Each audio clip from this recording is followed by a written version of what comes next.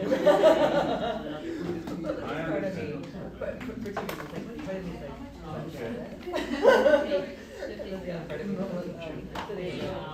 I understand. They just raised $117,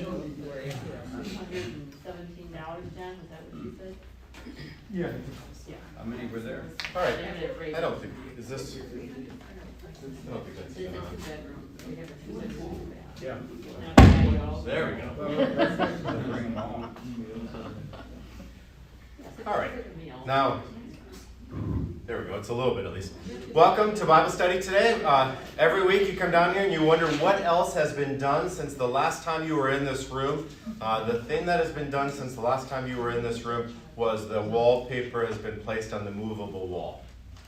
That's I don't know, it's not that significant, but I wasn't here last week, so I don't know. so I think the week before Holy Week is when the flooring will get put down here. So I think what we're scheduled on. And so dividers and bathrooms are all set pretty much. I think the urinals for the men are not ready yet. Good. All right. We are in a Bible study on 1 Kings. Today we're going to be looking at 1 Kings chapter 3, verses 16 through 28. The first opportunity that Solomon has to kind of show his wisdom. And this is not a long Bible study. And so if you feel like, wow, he's really stretching, he's putting up with a lot of casual conversation, that's on purpose. Let's begin with the word of prayer. Heavenly Father, your wisdom is the highest treasure. May you give us the humility to know that we need your wisdom and not the wisdom of this world to guide us constantly to serve you faithfully. Amen. So our first couple questions are some multiple choice questions. These multiple choice questions are somewhat based on Solomon's prayer for wisdom that happens at the beginning of 1 Kings chapter 3. And then we'll be looking at his wisdom that's taxed by two prostitutes. So first of all, why did Solomon want wisdom more than anything else? So our choices are to avoid his father's mistakes, to walk in his father's footsteps. He was modest. He felt overwhelmed. He was confused and didn't know what he was really asking for. He was overwhelmed. He was overwhelmed. That's Ron's vote. I'd say B. You see B, to walk in his father's footsteps. He knows that his father was a great king, but he's a young man and doesn't know how to do it. Yeah, it's a little bit of all the above. It's kind of designed that way. This was, if you were a test writer, you would find many students arguing for every answer that they give. All right, another one. In what situations will a king need wisdom? Day-to-day dilemmas, political decisions, spiritual leadership, personal choices. Yes. Yes, all right, yes.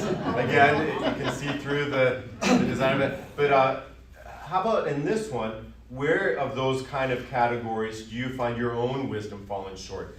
So now using those four categories of day-to-day, political, spiritual, personal, where does your wisdom struggle? All of them. All of them? Yeah. I have this feeling myself personally that kind of trying to understand how to give voice to my political thoughts in a way that continues conversation and doesn't stop Turn the everybody conversation. off. Yeah. I mean, I know what my mind is thinking, but I don't know how to talk about it in a way that keeps the conversation going versus like, I've stated an idea, full stop, I don't need to hear you. I'd love some wisdom to know how to have that kind of conversation. All right, now we're going to pause looking at the questions and we're going to read from 1 Kings chapter 3, verse 16 and following. So we skipped all of, No, The first question question. 4 is, oh yeah, I'm not going back to that. okay, Yeah, we're on our own, we're on our own with that, Phyllis, that's right. just check.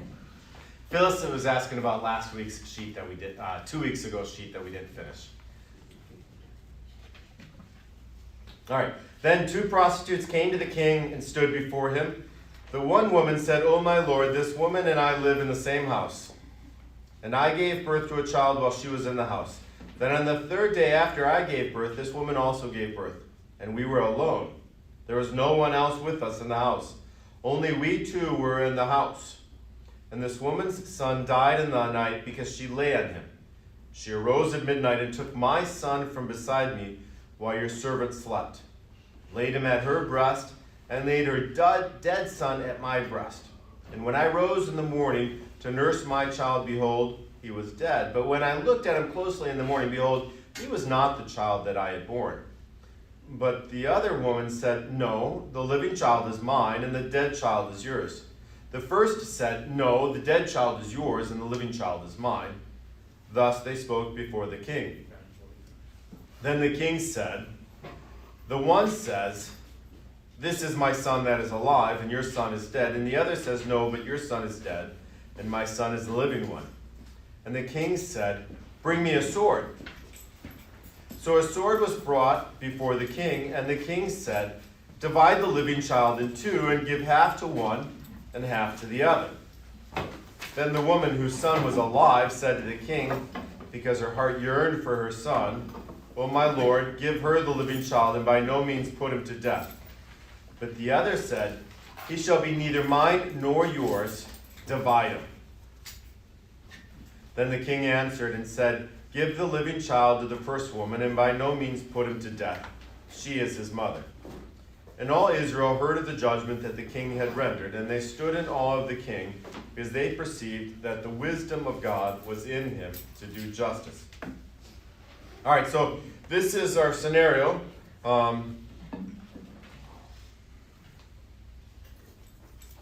So question 4 on our study sheet is, why would a king get involved in a dispute between two prostitutes? A, they knew he was wise. They were appealing their case. So that would be that they've tried other recourse, and this is the last chance to get someone to tell them the right thing to do. Their friends had proved to be of no help. There was no one else to consult. So which one of these do you think? It's just that he's a wise guy, let's go talk to him. They've tried other people, but they want to appeal their case. Their friends couldn't figure it out. Yeah, Sal. Well, I would go with probably B and D.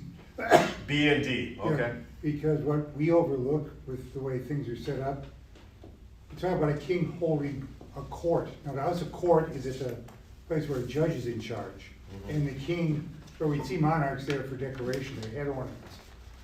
But the way it worked, and as far as I understand, when kings actually ruled, he's the top of the appeal chain, and you didn't necessarily have to go to the lower courts.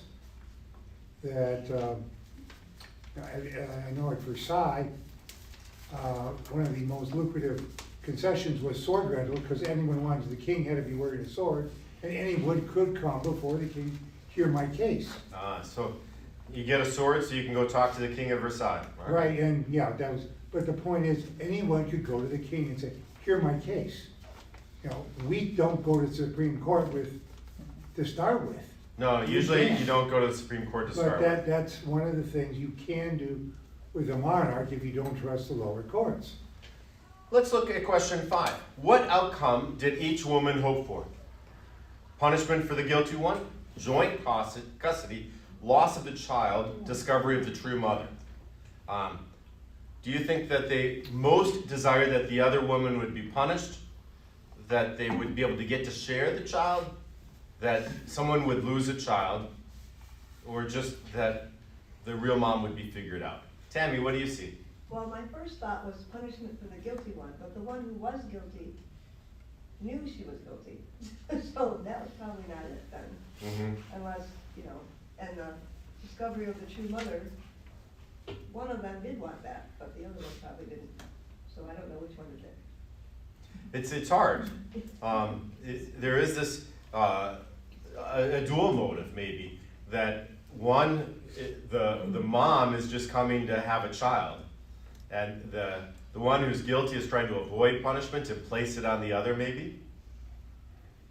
Now, Solomon has a priority in this case. Does he want to just end the conflict? Just get these two women stopping. So like verse 22 ends, thus they spoke before the king. And right before this is this back and forth. No, it's your fault. No, it's your fault. No, it's your fault. You get the sense that thus they spoke before the king means that this didn't stop, that they were going back and forth blaming each other. So maybe it's just end the conflict. Or does Solomon care about the child? Or maybe he wants to help protect a mother that's grieving and sad that her child is not at her breast. Or he just wants to, no matter what result it has upon child and mother, do the right thing. Ron, what are your thoughts? Well, we know he's not going to kill the child, so I think it's got to be or D. When he asked for the sword, do you think they all knew that? That surely the king was not going to kill a child? They thought he could do it. I think they might have thought that. Yeah. Personally. But you kind of, after the fact, realized. We know who he is, and so. But did those women, when he asked for the sword, think that he was really going to use it? I think they did. Yeah, they did seem to use that. Which would, they come to the king for wisdom, and his wisdom is to cut the baby in two. They're like, oh man, we made a mistake coming to this court. So now you have your own decisions you have to make. Do you want to be positive, that just people stop arguing around you? Do you want to be ruthless and just tell them to it straight? Do you rather be hesitant and hope that eventually the decision gets made by someone else and that you just wait long enough and someone else will have figured it out? Or turn the sheet, you got two more options. That you want to be deliberate. You want to finally come to a decision, but it's going to take some more information. Or E, are you just, maybe it's not something you celebrate yourself, but you're wishy-washy. So Joe Lauer, which one are you? Positive, you just hope people stop arguing around you? Are you ruthless, just tell it to them? Hesitant and hope if you don't make the decision, eventually someone else will make it for you? Deliberate or wishy-washy? Deliberate. You're deliberate, all right. Beautiful. Get lots of information, but finally you know that Joe will eventually make a decision. All right. Jordan, which one are you?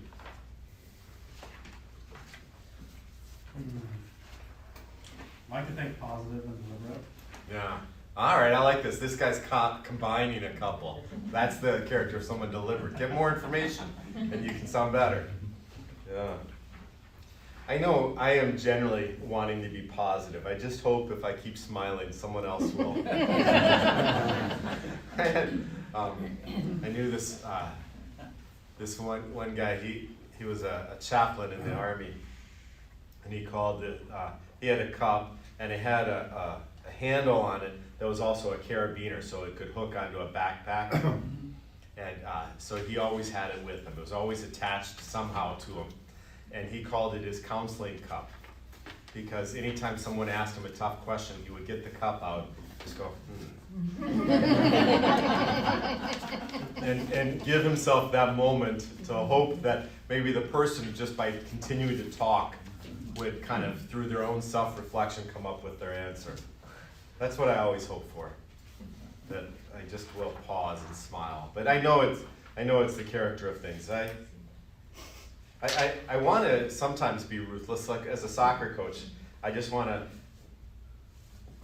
do the drill. Just do the drill. I mean, there's those moments, right, like that, huh? All right. Now, next question. You have a difficult decision, and so this is 4 lines. On each line, there's a poll. It's this or that. So, which one? When it's a difficult decision, which one are you? Make my own decision, or have another make it for me? Phyllis, which one are you? These are hard. I was gonna say, I have a hard time with black and white. I'm a very gray person. So I'm like, this is a spectrum, and it moves depending on which one it is. So where I got these questions from, actually they show it with a whole set of graduated numbers across the whole way, like a line graph.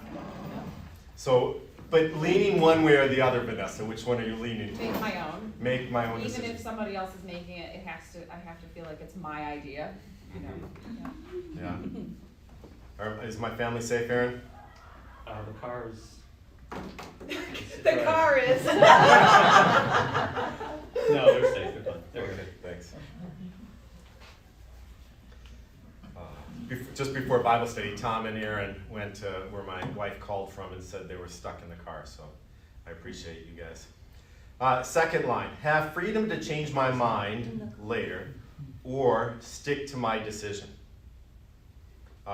So do you want someone to remind you that, well, earlier you said, or do you want to have the freedom to be able to say along the way, I was wrong and now I want to change my mind?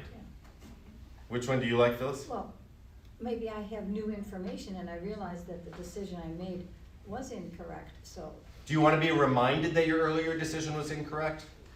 well, Ron knows better than to do that.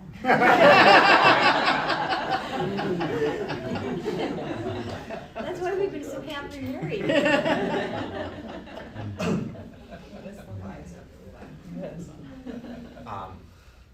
The third one is gather information endlessly. Like you never can have enough. Or give myself a time limit. No matter how much information I have, I've got to make the decision at this point. Which one's most helpful for you, Aaron? Time limit. Actually, I wait till the very last second, and then it forces me to. But there is a last second. There is eventually a last There second. always is, yeah. There's always is a last second.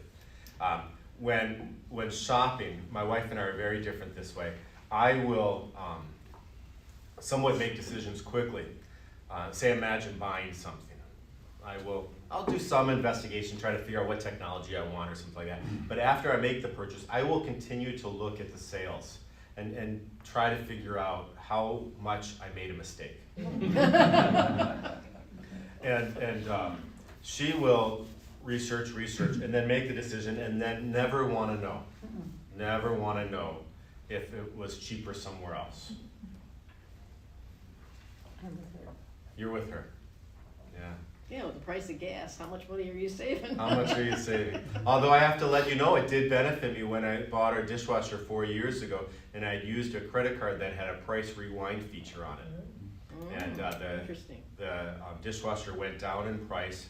It was within the 90 days, and we got $120 credit to our credit card. See? All right. Difficult decisions. Solomon has wisdom. He knows how to do this. But there's some decisions ultimately maybe we do have to make up our mind on. But another choice on difficult decision is you ignore it until it doesn't matter. I have some emails in my email box that are that way. Or make up my mind quickly. Would you rather just wait, or Bill, which one are you? Are you make up your mind quickly, or are you going to just ignore it a while? Anyone that knows Bill, I think, knows how he's going to answer this, but I'm curious. I make up my mind quickly, but. Shocking! Shocking!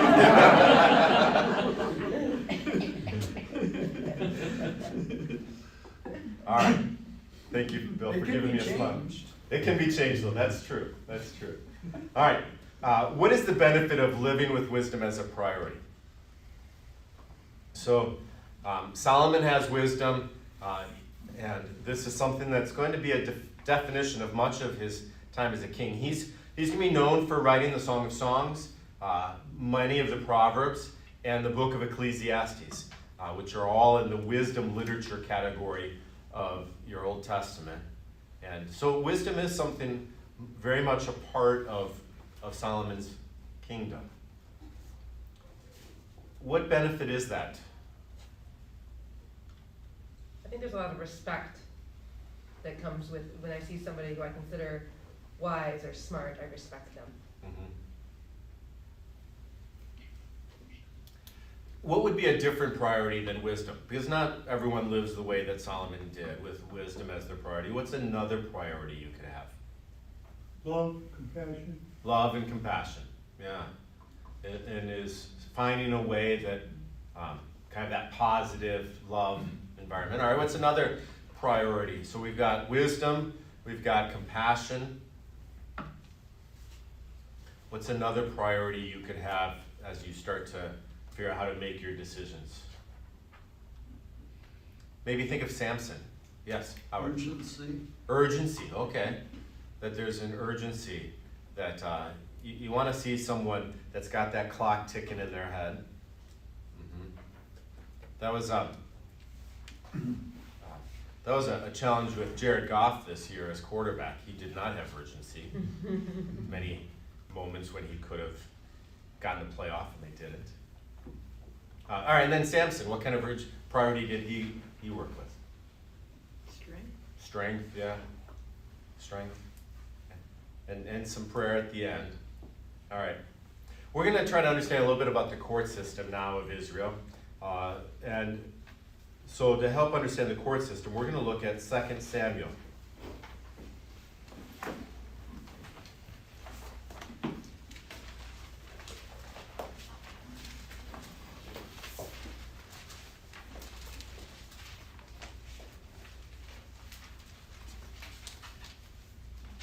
So in 2 Samuel chapter 12, we're going to see how someone has done something wrong and how they get reminded of their wrong.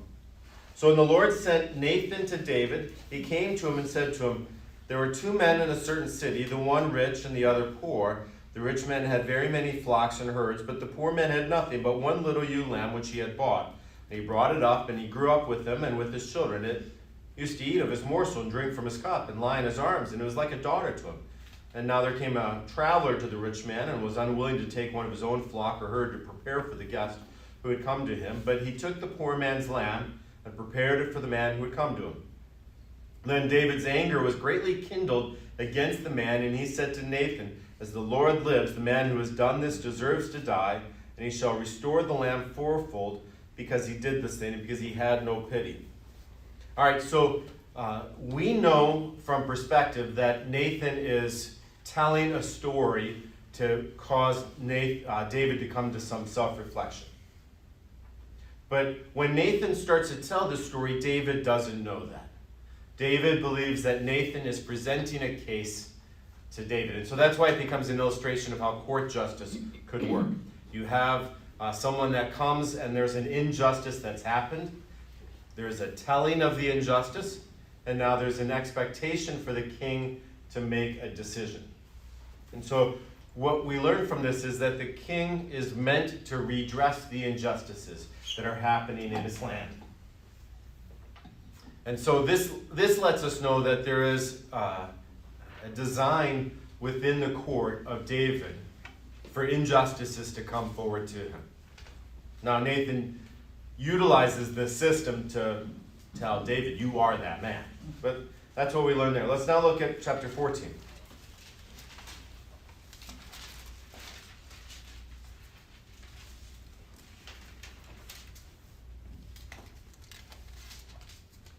We're going to start at verse 1 of chapter 14.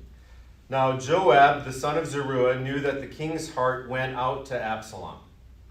And Joab sent to Tekoa and brought from there a wise woman and said to her, 'Pretend to be a mourner and put on mourning garments.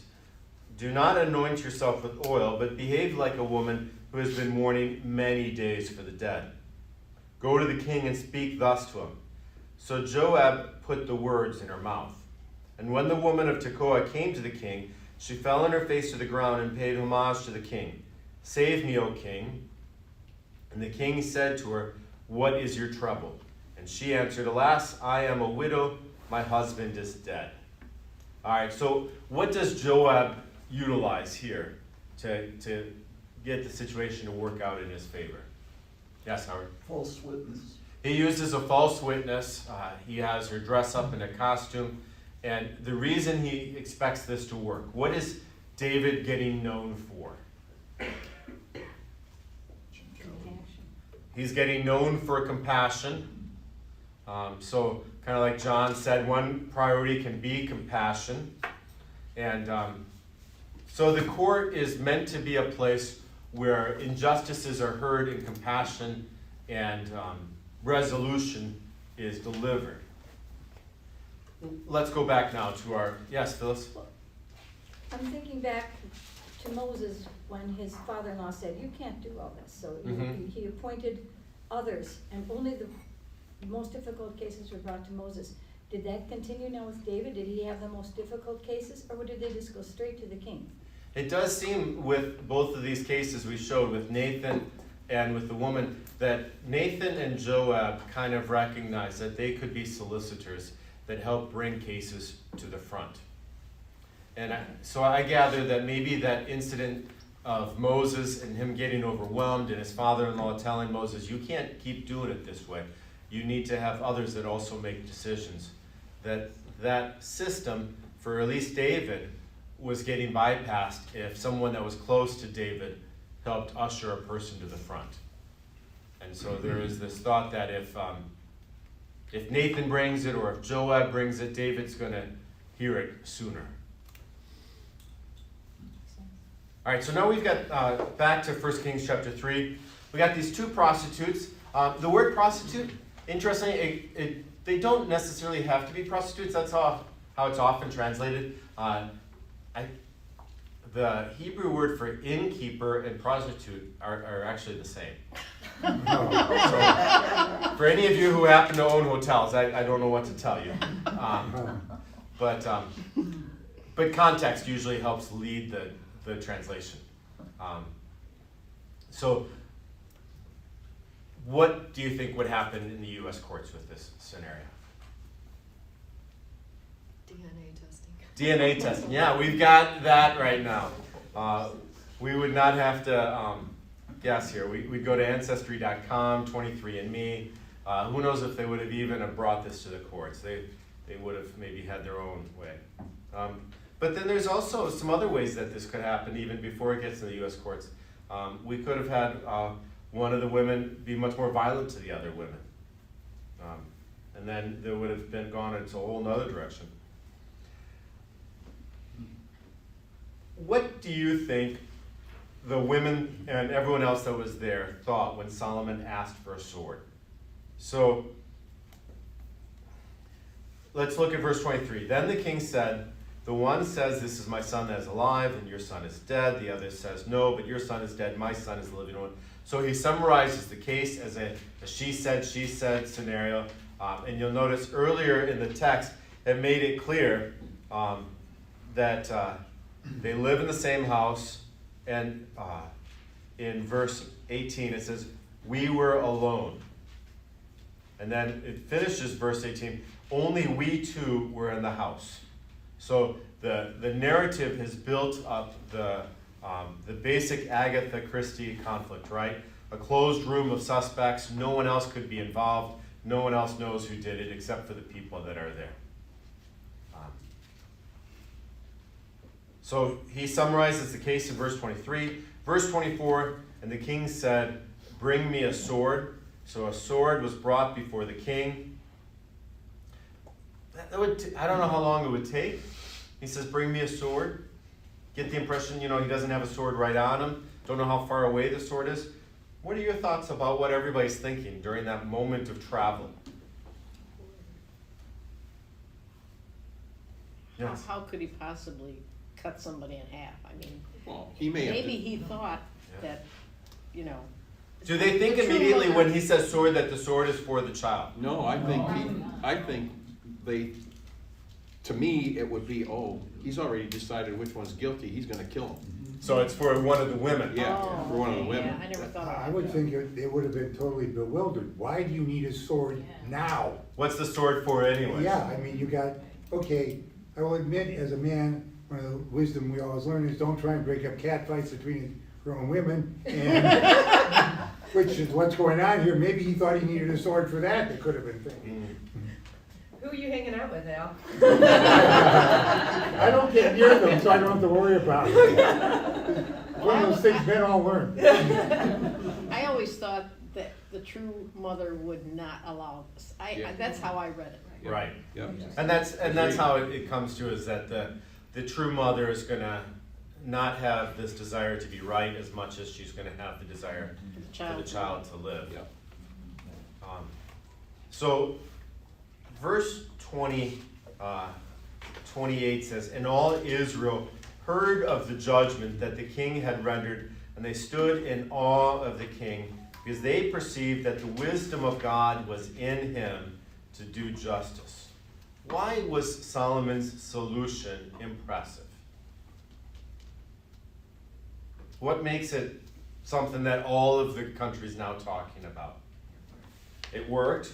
One thing is it's oh, what's that lawyer, not like Black and White, Perry Mason.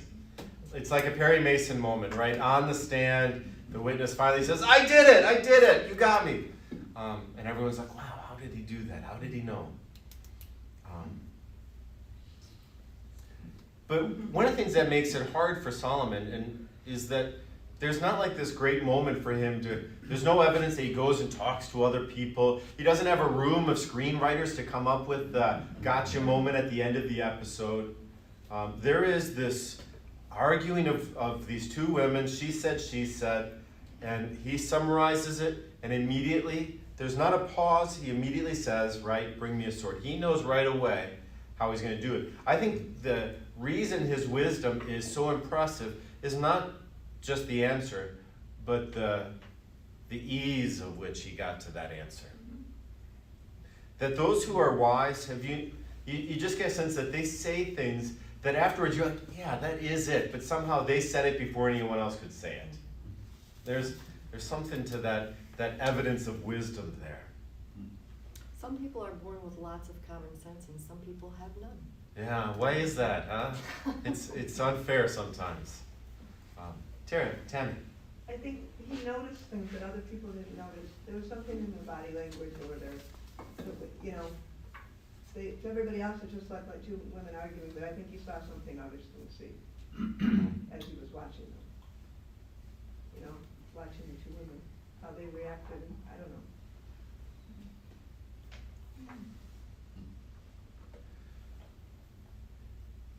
So there's an attitude that he's kind of understanding by the guilty one. If I can't have it, him, her, then nobody can. Why does that attitude happen? One of the spots, I'll tell you nowadays, where this attitude is seen is immature men who have made an effort to try to woo a woman, and it does not work. And suddenly this woman that they had as their eyes, filled their eyes with wonder, now suddenly becomes this thing they want to scorn and suddenly be cruel to. That if I can't have it, then I'm going to make sure that she knows she's worthless or something. It's an attitude that exists in scorned people. Where does that come from?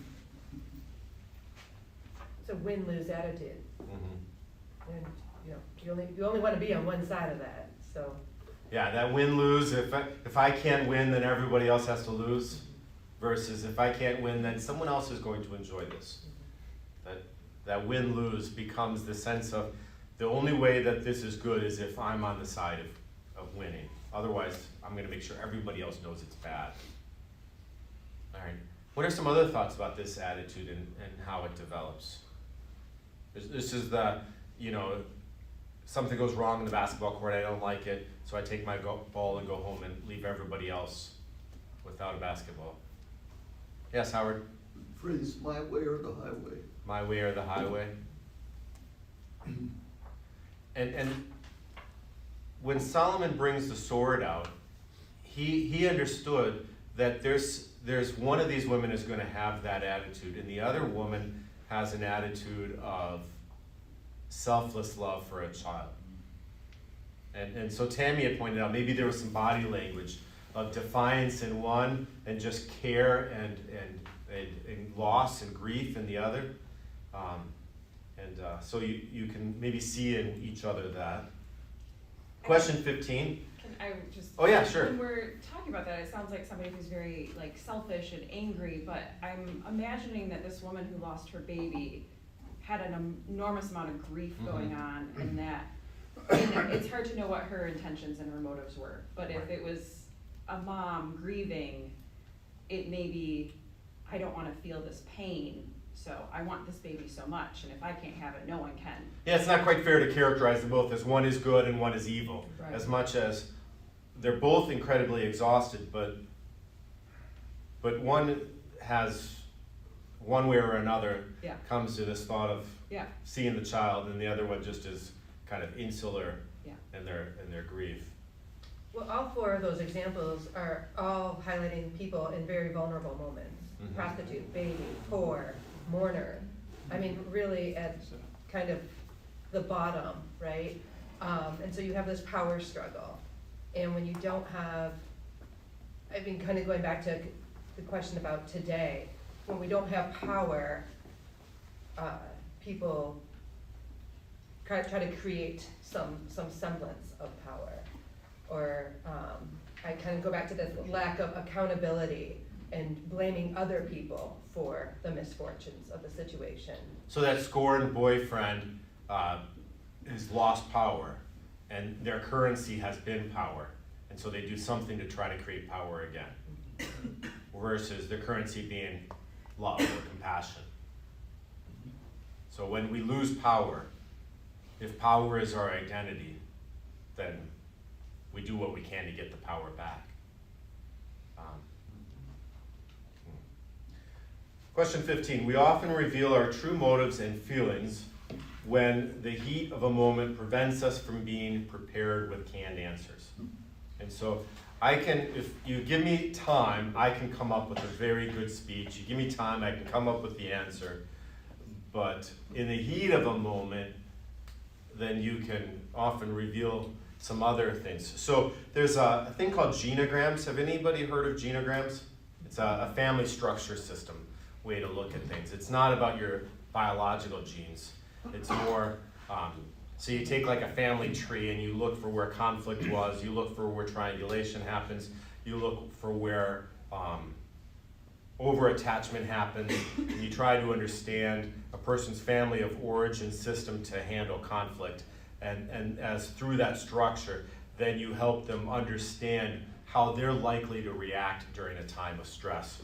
And the fundamental concept behind a genogram is that you act in a time of stress in the way that you have been programmed as a child in your own family structure. And that the only way to act differently is when you become reflective of that structure and you are aware of it and go, I want to do something different. And so in kind of family system theory, they'll often look back at a family and see how did they handle a conflict. And then as you're trying to figure out your own family structure present time, and you go, do you want to repeat that? Or do you want to do something different? So let's think for a little bit about Solomon's structure. So who is Solomon's mother? Bathsheba. Bathsheba. Solomon's father is David. And let's think about how David and Bathsheba meet. So David and Bathsheba meet because David, when it's springtime and it's time for kings to go off to war, he looks and he sees Bathsheba. What happens to Bathsheba's husband? David has him killed. David has Uriah killed, utilizing Joab to do that. Then what happens to this child that David and Bathsheba had created through their adulterous relationship? It dies. And then Solomon is the child that comes after that. So Solomon, in his own family structure, he understands how much a child's death can be heavy. I can imagine that Bathsheba never forgot that death of that first child. Probably never forgot what David had done. And so how much of Solomon's upbringing is helping to prepare him for this moment, where you've got one mother who's wanting a child to live and the other mother that wants to somehow just have a child at the end of this. So I'm kind of interested to think, how many do you think, is there any indication, do you think that Solomon's upbringing with Bathsheba as his mother and knowing Bathsheba's origin story, do you think that would have changed things in this story? Or is it unconnected? I'm not sure, to be honest.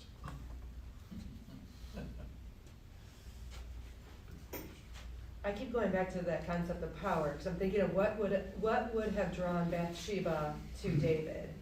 I mean, he wasn't very powerful. He was, right? So Bathsheba knew how to work the currency of power. And she probably was, I mean, he knew how to work it, and what he did to her husband, and I mean, and everything kind of goes down the line from there. And maybe, yeah. So Solomon drew his little circles and squares on his family tree and said, I don't want power to be the driving force. I want wisdom. So rather than using his family of origin as a thing of like, I want to be more like that, it becomes more, I want to be something different. And Bathsheba, just to think, she's not some disconnected royal mother that always has nannies to care for Solomon, because Bathsheba's the one that's making sure that that Solomon gets to the throne.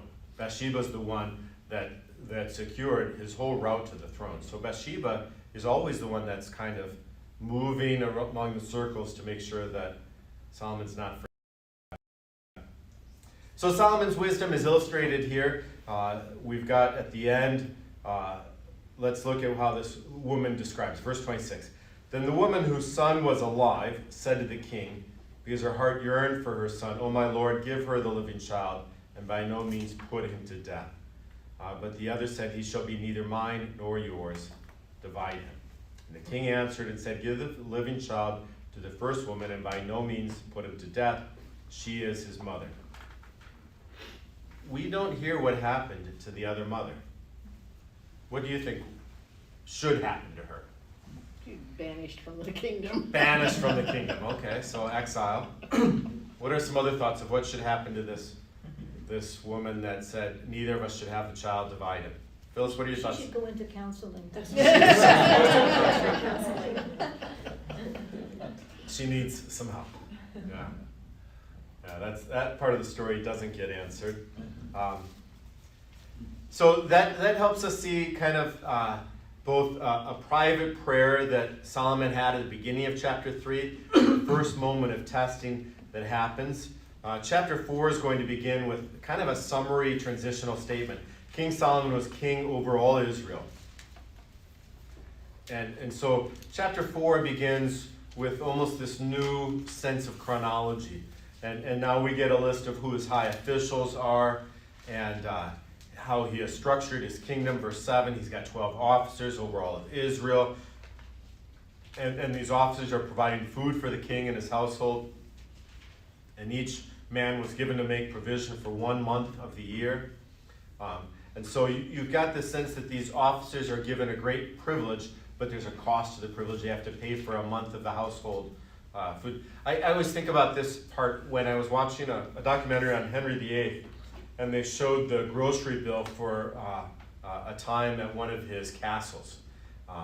Henry VIII would travel to different castles, and no nobles wanted to receive the king, because to receive the king was to pay for his food and all of his household. He traveled with 1,000 in his household, and so you would all have to cover the grocery bill.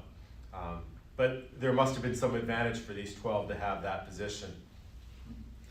And so you've got this list of these 12 officials and how they each have a month and how that movement happens. And then chapter 4, verse 19 has this finishing. Gebir, the son of Uri, in the land of Gilead, the son of Sihon, king of Amorites, and of Og, of king of Bashan.